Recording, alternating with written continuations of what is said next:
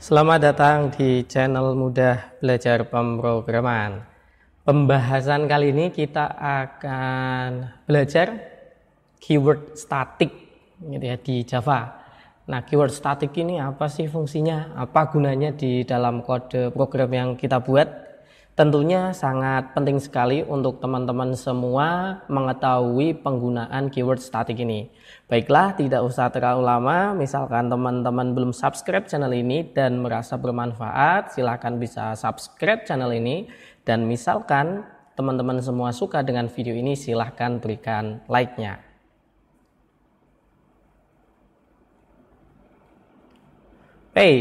Keyword static.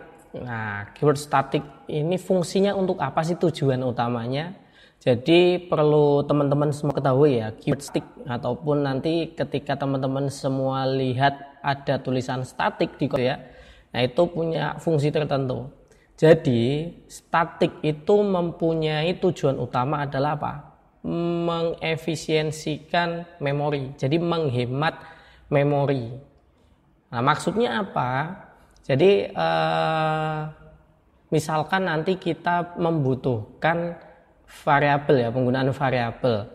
Di situ nanti ada banyak sekali objek, akan tetapi variabel tersebut untuk masing-masing objek itu bernilai sama. Nah, itu kita tidak perlu membuat hal yang sama untuk masing-masing objek. Jadi kita cukup membuat satu variabel aja yang bisa digunakan oleh banyak objek kayak gitu. Nah, lebih jelasnya nanti akan saya sampaikan dan kita praktekkan bersama-sama. Nah, keyword static sendiri itu penggunaannya kurang lebih ada 4 ini ya teman-teman ya. Keyword static. Jadi ada penggunaan untuk variabel static atau nama lainnya adalah kelas variabel ya, variabel kelas. Ada juga metode static, kemudian ada static block, ada static class. Nah, dari 4 ini yang akan kita praktekkan nanti, yang static, variabel, metode, dan blok. Yang static class ini nanti penggunaan di nested class. Jadi di kelas di dalamnya nanti ada kelas lagi kayak gitu ya. Jadi nested bersarang, kelasnya bersarang kayak gitu. Nah, mungkin yang pertama akan saya contohkan di sini untuk penggunaan static variable. Oke, silakan buka netbin-nya. Wah, ini saya hapus dulu ya. Ada statiknya sudah di situ ternyata. Oke, jadi mungkin kita butuh kelas baru aja ya, butuh kelas baru. Kita buat kelas, kasih nama misalkan peminjam. Nah, gitu ya, peminjam. Nah, ini misalkan kan di perpustakaan ya, kan itu ada peminjam-peminjam. Perpustakaannya ada di sebuah perguruan tinggi kayak gitu. Nah, di mana peminjam ini datanya misalkan nanti kita ada string nomor induk ya, nomor induk mahasiswa. Kemudian ada juga misalkan string nama. Ini kemudian ada misalkan string kode jurusan atau jurusan dah. String jurusan. Nah, prodi aja ya, prodi, program studi ya. Prodi. Oke. Nah, misalkan nih di kelas peminjam ini kita punya data sedemikian rupa. Gitu ya. Ada NIM, ada nama, ada prodi. Kemudian misalkan kita bikin metode dulu ya, void tampil untuk istilahnya mencetak masing-masing ini, namanya kayak gitu ya, NIM gini, kemudian nama gini. Nah, misalkan ini juga prodi ini saya belum menggunakan keyword statiknya ya teman-teman semua ya. Nah, misalnya kayak gini nih, peminjam. Oke, kemudian, nah di sini agak lumayan runyem ya. Ini akan saya jadikan gini aja ya. Teman-teman semua mungkin bisa melakukan hal yang sama supaya nggak terlalu terlalu runyam ini ya. Ini saya ganti dulu, belajar OP Java biar nggak hilang ya teman-teman ya. Nanti ini akan saling berkaitan soalnya antar satu pembahasan dengan pembahasan yang lainnya. Jadi jangan dihapus semuanya. Nah ini tak hapus nggak apa-apa ya, biar ada instansiasinya. Ini ya 1, 2, yang 3 ini udah hapuslah, ada 2 objek ini. Ini saya komentar dulu, belum saya pakai lagi. Nah sekarang kita fokus untuk yang peminjam ya, ini diabaikan dulu. Oke, kita instansiasi untuk peminjam. Nah ini ya, peminjam misalkan peminjam 1, new peminjam, gini ya, misalkan peminjam 1 dot name, misalkan berapa ya, 20 titik ini ya, 001, kemudian peminjam 1 dot nama sama dengan misalkan selamat ini. Kemudian peminjam 1 misalkan prodi, ini manajemen informatika. Oke, misal gini ya. Kemudian ini peminjam 1 ya, kemudian saya buat untuk yang peminjam yang kedua, peminjam 2 ini ya, 2. Saya ganti untuk yang ininya saja, misal bejo. Tetapi untuk prodinya sama, karena si Slamet dan si Bejo ini satu kelas dan satu program studi. Nah ini kalau dijalankan belum ada apa-apanya ya. Nah, kita tampilkan misalkan ya, peminjam 1 dot tampil, peminjam 2 dot tampil. Oke, kita jalankan. Nah sudah ada ya, datanya sudah ada. Supaya ada pembatasnya, sini tak kasih gini lah. Ini ya, biar ada pembatasnya. Ini ya, sorry ini masih ya karena di sini 0 ya. Oke, saya jalankan ulang. Nah, ini ya, sudah ada nih. Ini NIM yang pertama si Slamet, kemudian ini yang kedua si Bejo. Nah, di sini ada prodi yang sama, manajemen informatika. Nah, disinilah apa ya istilahnya ya, keyword statik tadi bisa digunakan untuk menghemat memori. Jadi kalau kayak gini, ini di Javanya dibuat data manajemen informatika. Kemudian yang ini juga dibuat data untuk manajemen informatika juga untuk masing-masing objek. Yang ini objek untuk yang Slamet ini berarti peminjam 1, ini objek untuk yang peminjam 2. Jadi prodi ini disimpan di situ. Kayak gitu ya, disimpan. Dua-duanya ini ada 2 data. Nah, misalkan kita punya data jumlahnya 500 kayak gitu. Ya. Nah, itu akan boros. Jadi prodinya padahal sama, manajemen informatika semua. Tapi ditulis satu persatu kayak gini. Ya, modelnya yang seperti ini. Nah, ini akan sangat membebani memori tentunya. Nah, kita bisa menghemat memori dengan menggunakan keyword statik. Gimana caranya? Nah, statik, tambahkan aja keyword statik. Gini ya, statik string prodi.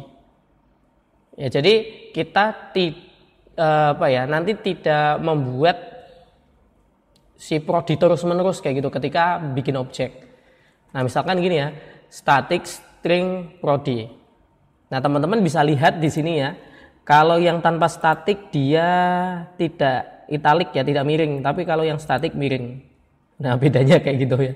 Ya tentunya enggak juga, itu beda penulisan aja kayak gini ya. Untuk mengetahui dia statik dan non statik. Oke. Kemudian, nah di sini untuk prodinya ini saya hapus. Kemudian yang ini saya pindahkan di bawah sini boleh atau di atas juga boleh. Di atas saja ya, pertama sini ya. Ini inisialisasi static variable prodi. Nah, di sini nggak pakai objek, tapi pakainya kelas. Nama kelasnya langsung. Ini ya, nama kelasnya langsung. Nah, ini saya jalankan. Oke, dilihat nih teman-teman semua. Di sini persis ya, cetaknya persis sebelum dengan sebelum kita ubah untuk static variabelnya untuk si prodi ini. Nah, untuk si peminjam 1 kita hanya mengisi 2 data ini, si selamat sama NIM ini. Ya, kemudian yang peminjam 2 kita juga sama, isi NIM sama si bejonya kayak gitu ya. Kemudian untuk prodi di masing-masing objek ini dia tidak istilah create lagi, create terus-menerus ketika ada objek baru tercipta, itu tidak. Tapi dia menggunakan kelas di sini kan ya. Peminjam ini merupakan kelasnya, peminjam ini. Kemudian dipanggil nama variabelnya. Jadi bedanya dengan objek kan, kalau objek ya nama objeknya setelah diinstansiasi kemudian dot nama variabelnya. Tapi kalau statik bukan pakai objek, pakainya nama kelasnya. Ingat ya, pakai nama kelasnya. Nah, ini akan menghemat sekali memori ya gitu ya. Misalkan nanti jumlahnya ada 500 data mahasiswa yang ada di program studi manajemen informatika. Ya. Nah, kenapa kok bisa menghemat? Ceritanya sih kayak gini ini ya. Ceritanya sih kayak gini. Misal nih ya, ini saya sudah buat tapi mungkin agak berbeda dengan yang ada di sini ya. Oke, misalkan ini si peminjam 1. Peminjam 1, yang ini si peminjam 2. Ini konsepnya ya, teman-teman semua ya. Jadi untuk yang 1 ini misalkan tadi si siapa itu? Nah, kayak gini aja deh, enggak apa-apa pokoknya ya. Ini konsepnya aja sih. Saya taruh back. Nah, gini. Kemudian nah, mana nih? Nah, pokoknya gini. Ya, ngambil sih ini untuk si dua-duanya ini. Oke.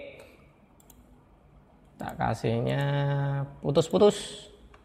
Ini aja deh ya, nggak usah kasih panah. Nah, oke, jadi gini teman-teman semua.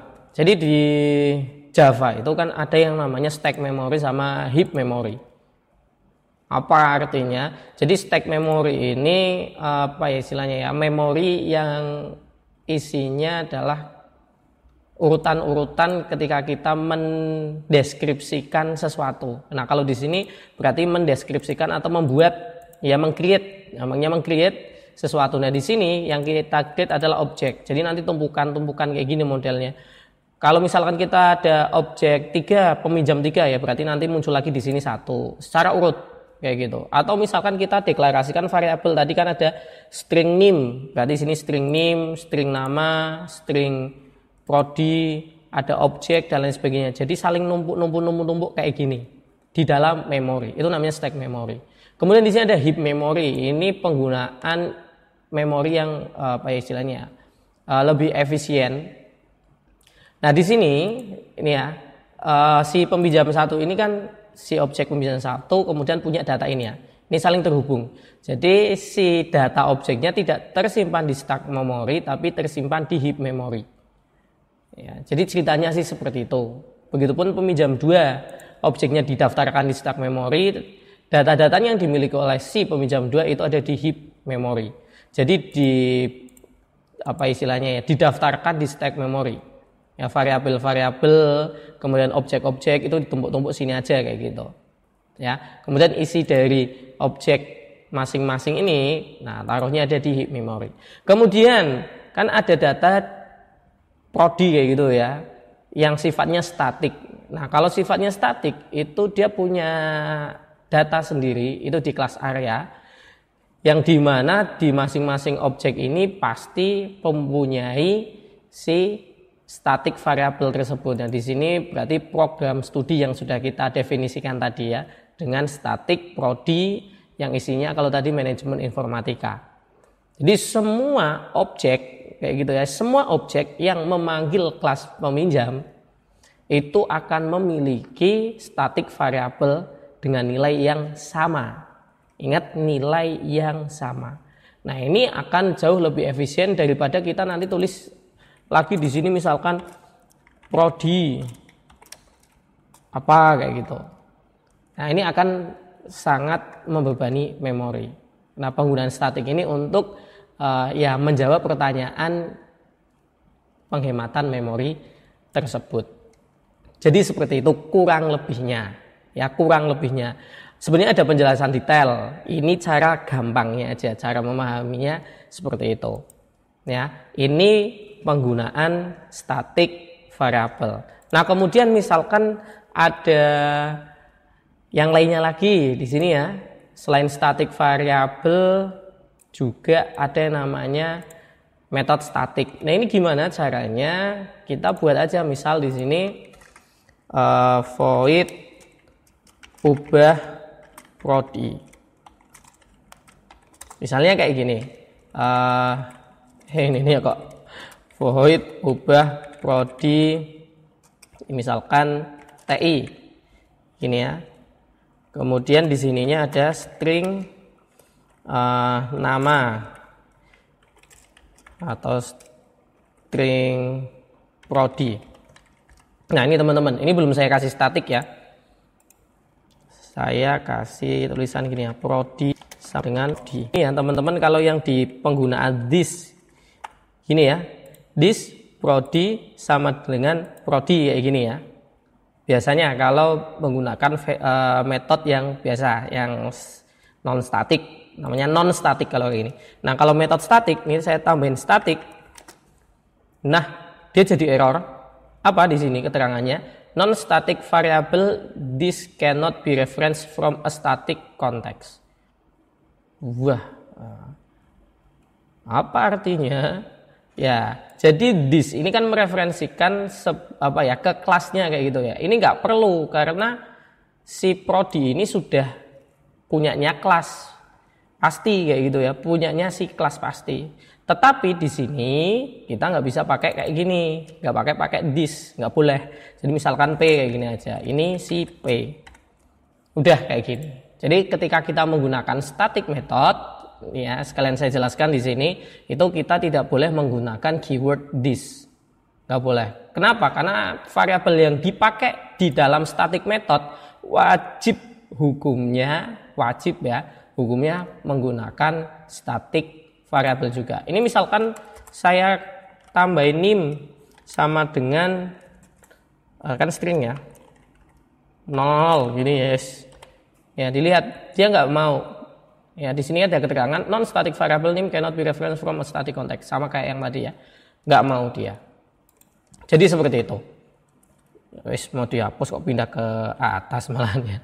Gini, misalkan kita punya metode statik di sini yang fungsinya adalah untuk mengubah nilai prodinya. Yang tadinya misalkan manajemen informatika jadi si TI. Oh gini aja deh. Nggak usah kasih TI ya, nanti biar fleksibel ya kan, biar bisa jadi kan prodi itu ada teknik informatika, manajemen informatika, sistem informasi. Nah di sini parameternya apa? Ya itu sesuai nilainya. Ya kok nggak kepikiran kayak gitu ya tadi ya. Nah misalnya kayak gini. Nah selanjutnya misalnya kita punya istilahnya mahasiswa, data mahasiswa peminjam gitu ya, peminjam Tapi mahasiswa tersebut bukan jurusan manajemen informatika. Nah, kita tinggal ubah aja datanya pakai metode si ubah tadi. Peminjam dot ubah prodi, misalkan di sini teknik informatika. Ini ya. Kemudian ini saya copy. Misalkan ini peminjam 3 ya. Peminjam 3, ini 3. Nah, saya paste gini. Si teknik informatika misalkan 24011, namanya Untung. Gini. Kemudian ini tak tulis dulu aja ya. Memanggil metode statik untuk mengubah prodi. Ya, prodi ini statik variabel. Ini ya, statik variabel. Nah, oke. Kemudian saya tambahkan lagi, misalkan ini yang keempat, 4. Ini ya, 4. Nah, misalkan 21 namanya Sahaja. Nah, ini misalkan ya. Ini misalkan kayak gini. Ini coba kita jalankan. Nah, belum muncul. Ya iyalah belum muncul. Belum dipanggil loh. Bercanda nih, bercanda. Oke, ini yang dipanggil jangan lupa aja ya. Yang 3 sama yang 4. 4. Jalanin. Nah, ini. Ya, teman-teman semua di sini, ini yang MI sebelum si prodinya itu diubah menggunakan metode statik. Kemudian yang ini bawahnya itu yang sudah diubah prodinya oleh metode statik. Ya, ini prodinya udah berubah nih, teknik informatika. Ya gitu ya. Gampang ternyata ya penggunaan statik ini ya, penggunaan keyword statik. Ini tidak susah kan ya. Itu untuk yang metode statik atau kelas metode gitu ya, metode punyanya kelas gitu ya, bukan punyanya si objek. Kemudian ada static block. Static block ini fungsinya untuk apa sih? Nah, misalkan nih ya, static block itu cuman kayak gini sih teman-teman. Kita tulis statik udah kayak gini ya, di luar main method tentunya, tapi di dalam kelas. Misalkan ini kita ini blok statik kayak gini ya. Ini kalau kita jalankan ini akan dieksekusi. Ini blok statik. Maknanya apa? Jadi statik blok ya, blok statik tulisan kayak gini aja itu akan dieksekusi sebelum kode-kode yang ada di dalam main method.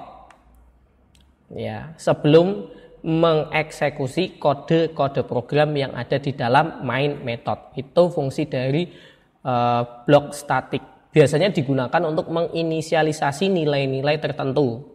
Itu fungsi dari blok statik. Nah, berarti kalau tidak ada public static void main-nya bisa dijalankan dong. Katanya ini dijalankan sebelum mengeksekusi ini. Jawabannya tidak bisa.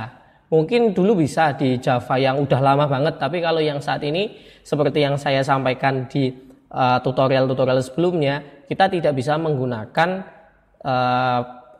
tidak bisa mengeksekusi program, tidak bisa menjalankan program ketika tidak ada main method. Jadi seperti itu. Sekali lagi, statik akan dieksekusi pertama kali sebelum menjalankan atau mengeksekusi kode-kode program yang ada di dalam main method. Jadi itu static block. Gampang sekali ya teman-teman ya untuk penggunaan keyword statik ini. Sekali lagi, kesimpulannya adalah penggunaan statik di variabel itu digunakan untuk menghemat memori ya, daripada kita membuat istilahnya variabel yang di-create masing-masing objek, lebih baik kita menggunakan static variabel ketika nilainya sama. Ya gitu. Tapi kalau beda ya kita nggak pakai static, wong beda kok, gitu kan.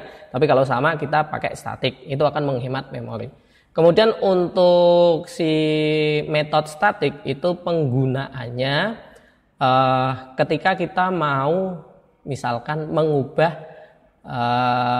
data-data variabel statik, ataupun misalkan metode tersebut dijalankan secara umum oleh objek apapun dan akan menghasilkan hal yang sama, itu kita menggunakan metode statik.